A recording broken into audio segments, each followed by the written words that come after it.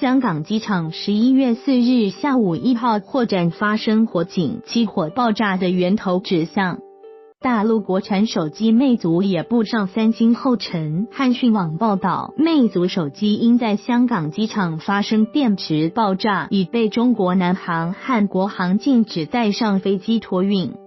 报道指出，香港机场11月4日下午1号货站发生火警，疑似货物突然起火。据香港空运货站发言人表示，起火爆炸的源头指向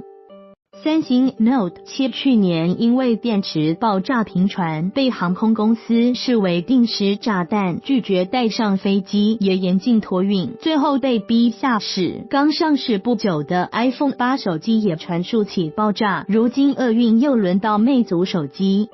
报道指出，魅族手机电池的生产商是宁波维科电池控股母公司是上市公司维科精华，而维科电池的客户还包括 LG、Moto、小米等。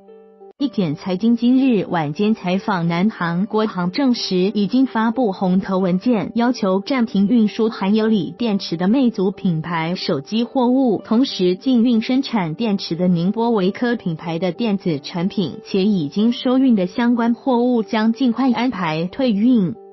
陷入电池爆炸危机的魅族，2003年创立，原本开发生产 MP3 产品，2007年转向互联网智能手机研发。